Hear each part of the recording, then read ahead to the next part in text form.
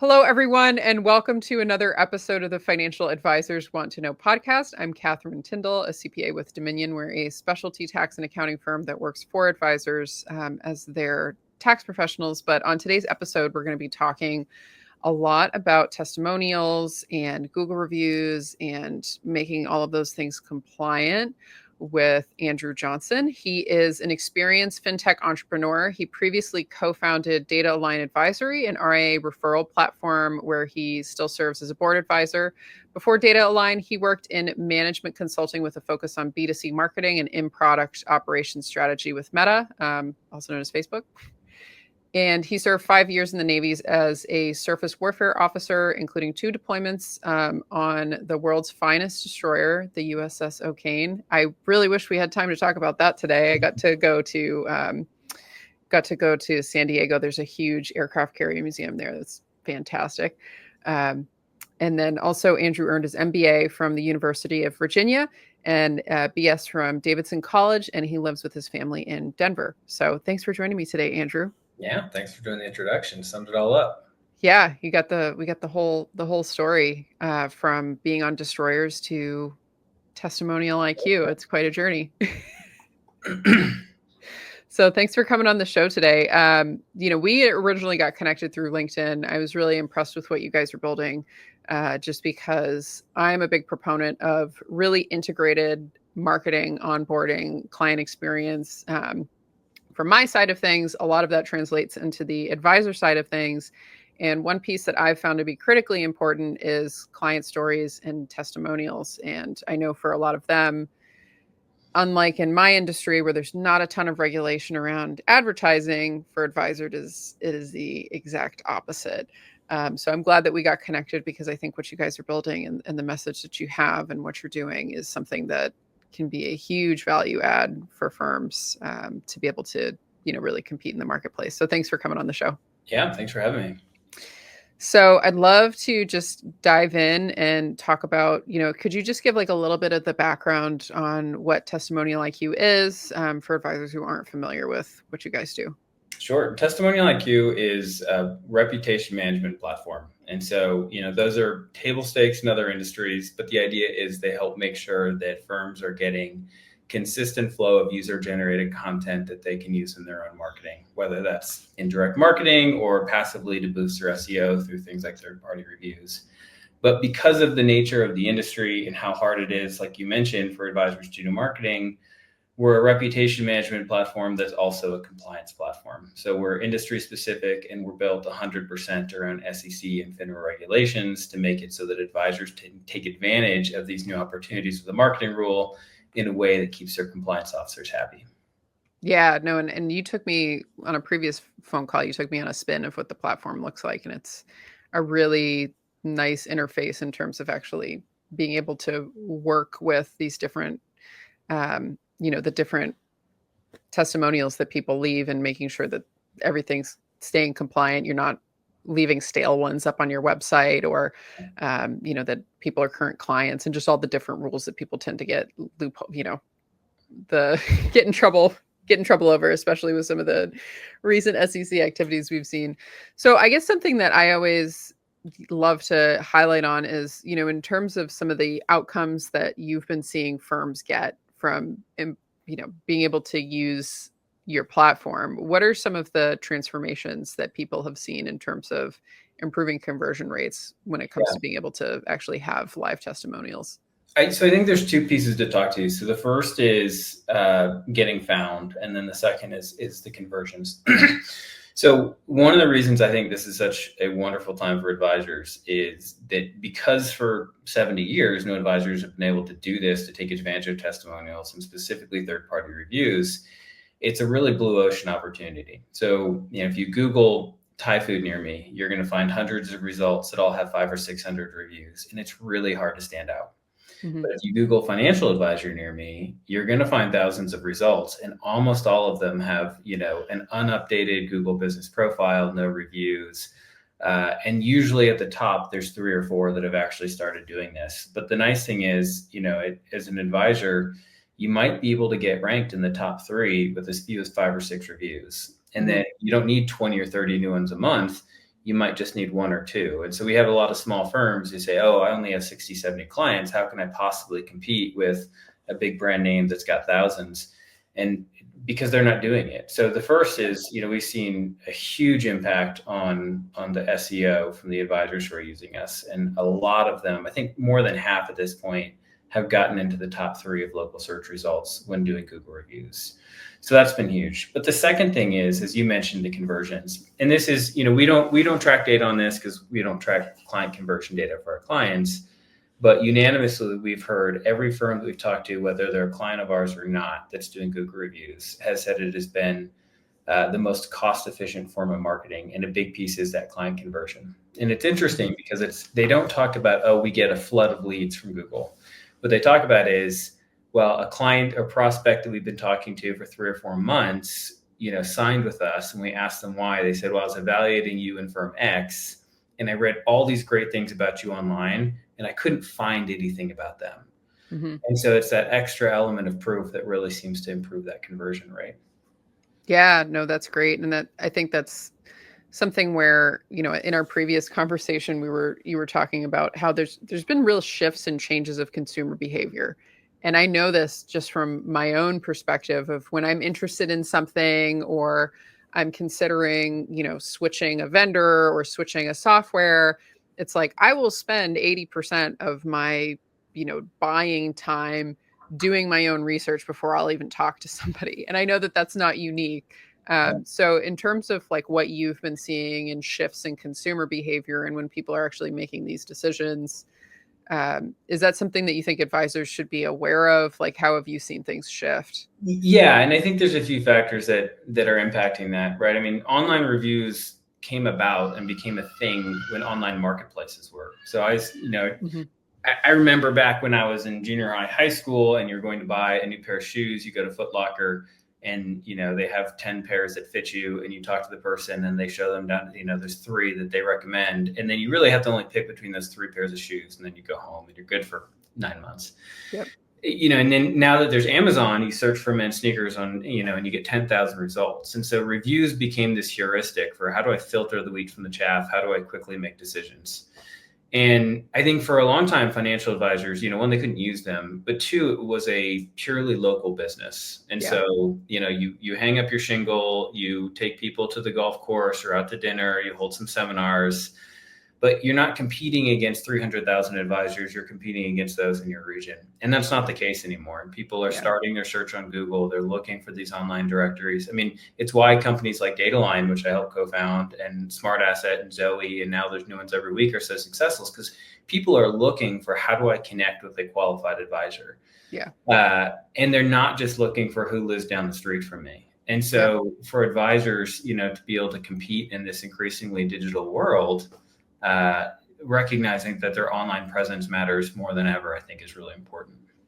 Yeah, no. And I think on top of that, the, longer term vision of, okay, are you going to be geographically centric, or are you going to be more niched specific of how you're serving clients? And then if you do decide to go the niche route where it's, I'm going to specialize in anesthesiologists, or I'm going to specialize in, HVAC and plumbing business owners, or whoever it is that you end up deciding that you want to work with, like having those testimonials is just so much more powerful too, because then people will see that and be like, oh, this plumber gave you an awesome review. I'm a plumber too. This will work for me. So it just magnifies it.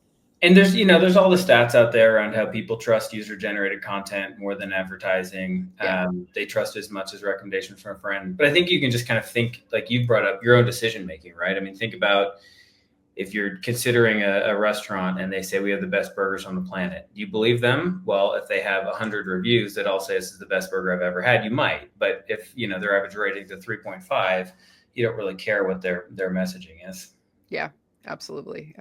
And I think it highlights back to, if you're going through the process and the testimonials aren't what you want them to be, it's like, all right, maybe you need to take a look at the hamburgers, right?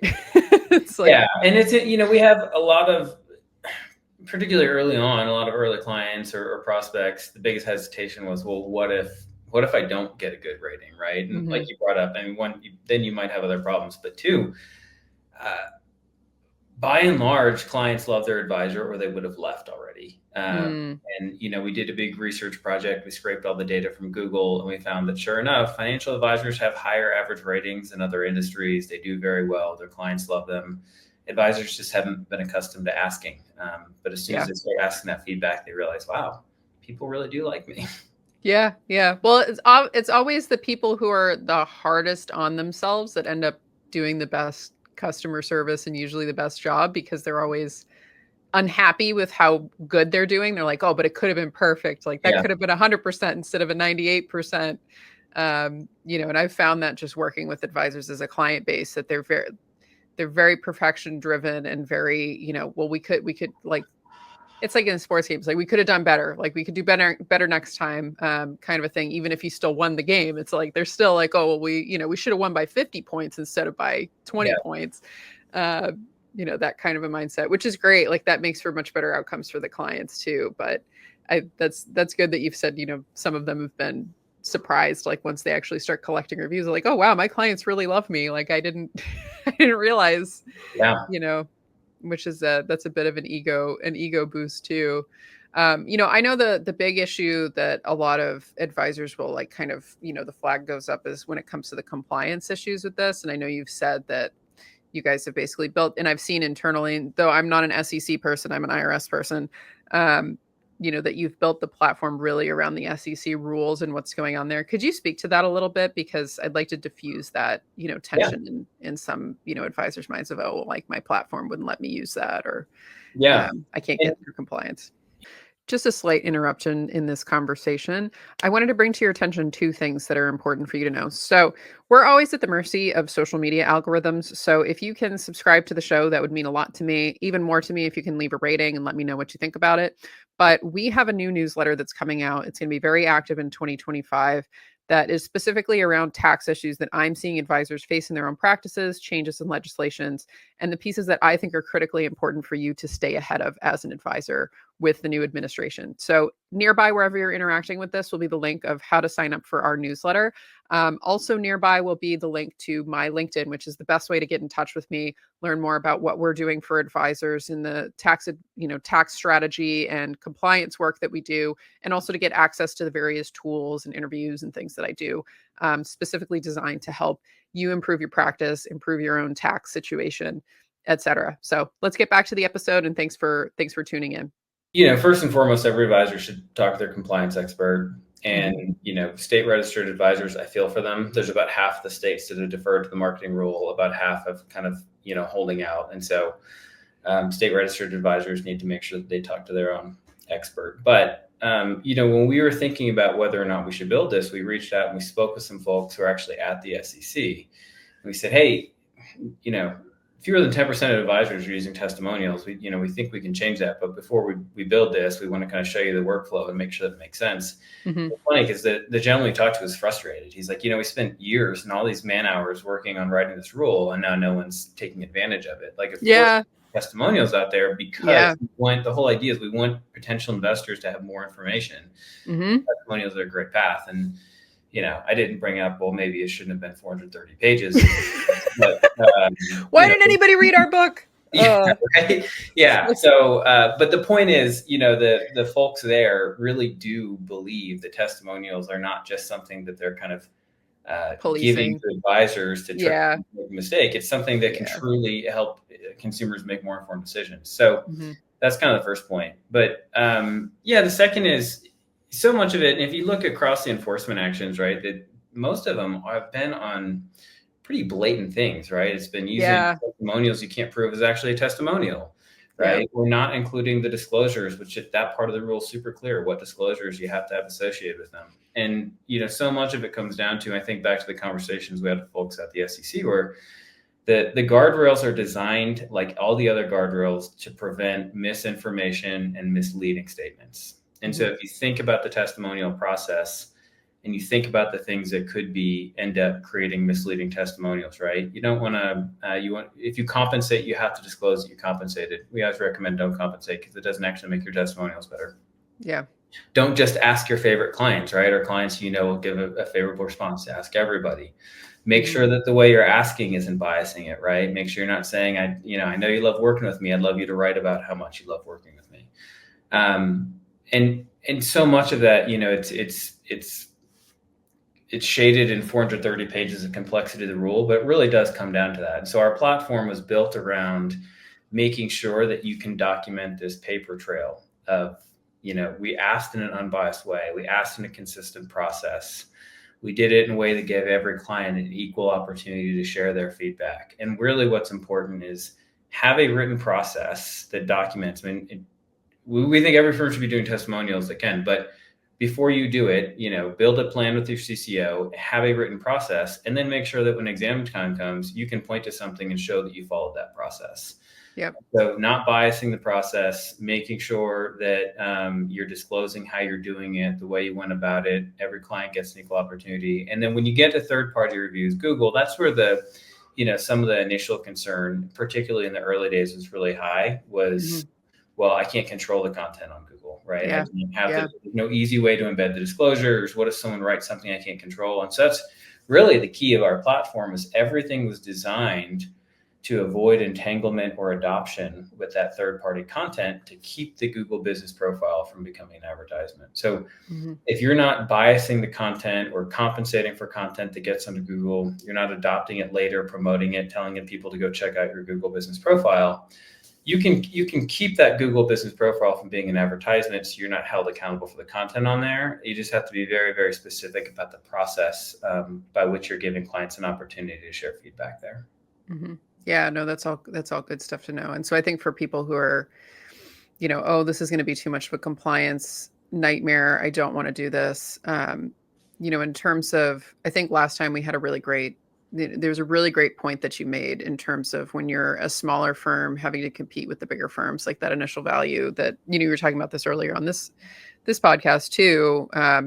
When for advisors who are listening to this and they're weighing that, do I want to open up the compliance can of worms? Is it worth it question?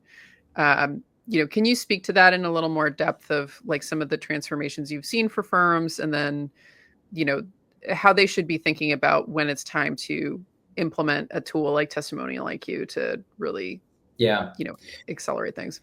Yeah, I might have mentioned on our first call, but there was a great study in Harvard Business Review on Yelp in the early days of Yelp, which showed that when Yelp would enter a new geography, it disproportionately benefited the small businesses over the chains, right? Because you don't need to read reviews about a TGI Fridays. You know exactly what you're going to get when you go there. But if you're in a new town and there's a local diner, that's a little more risky, right? And so I think the same is true for advisory firms, except there's fewer that are household names. So there's a lot more firms that can benefit, even from the larger firms. They're not a household age for an average name for an average prospective investor. And so, massive impact in terms of being able to immediately build trust with someone who's considering investing with you. They find you, they know that you have real clients, that people actually have nice things to say about you, all before they ever land on your website or even book an introductory call, right? Like you said, you spend 80% of time researching before you want to take a meeting. And I think that's one of the biggest shifts is people now expect to be able to build some degree of trust with the service provider before they take that call. They're not even going to get to that stage of, letting someone do it in person before they've done it online. So that's a big piece. And then in terms of when to engage with a firm like us, we tell plenty of advisors who are just getting started, if you get 10 or 15 clients, I'm always more than happy to jump on a call with them and give them some best practices. You don't need software for that. You just need to make sure you've got, one, you're probably state registered. So you've made sure it's okay there and your compliance person's on board. But two, then it's just about, hey, send an email to all your clients, give them all the opportunity, asking for feedback, tell them what's important to you. Where we really see the benefit coming in is once firms get 50 or 60 clients, particularly when firms have multiple advisors, compliance becomes harder and harder to do. And then you get the situation of, okay, if I'm examined in 3 years and I have to be able to go back and show that every single one of my clients got an email asking for feedback in the same way, are we going to be able to do that? And that's where we really, can provide a lot of benefit, particularly now with, some of our CRM integrations, and you can automate that. And then it's just one less thing for advisors to have to think about. Yeah. Yeah. No, that's great. I think before we sign off, what are some good ways for people to get in touch with you or learn more about what you and your team are working Yeah. on? So, I mean, our website's testimonialiq.com. My email's andrew@testimonialiq.com. Hmm. Um, Easiest, like I said, I'm always happy to sit down with advisors and just kind of give them some best practices, things we've seen, and kind of walk through what might be a good approach for their firm. Yeah. Yeah. No, that's great. And also there's a white paper you did for Kitses, right?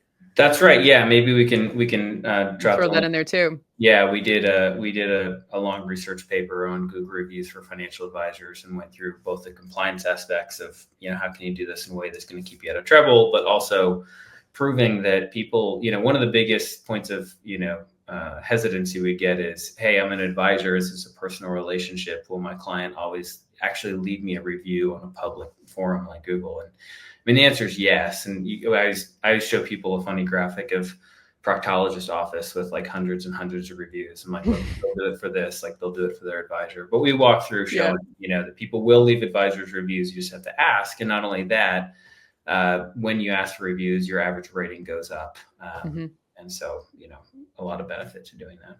Yeah, no, that's great. So we'll post those links nearby, wherever you're encountering this, dear listener. Any other closing thoughts you have, Andrew, before we sign off? Only thing I would say is just that, like, whether you're going to use testimonials in marketing or not, I would just encourage advisors to start getting in the habit of asking for feedback from clients. Hmm. You can always choose to use them in marketing later, but worst case, you learn a little bit more. And we've seen a lot of, folks, I hate asking a favor of my clients, right? And I think remembering that people are used to that. That's an everyday part of business now. We all get those text messages, those emails asking to leave a review. It's really expected. And what you'll find is clients are a lot more excited to do it than you might think. Yeah, especially if you deliver a great experience for them, they want to share that with other people. Absolutely. Yeah. Well, thank you so much for joining me on the show. I appreciate you taking the time. Thank you, Catherine. And for those of you listening, we'll post those links nearby. And thanks again for listening in on the show. I'm always interested in getting your feedback and what you took away from this episode. So you're welcome to connect with me on LinkedIn, send me a DM. I'm always interested to hear what you took from this. But this was another episode of the Financial Advisors Want to Know show, and we'll see you next time.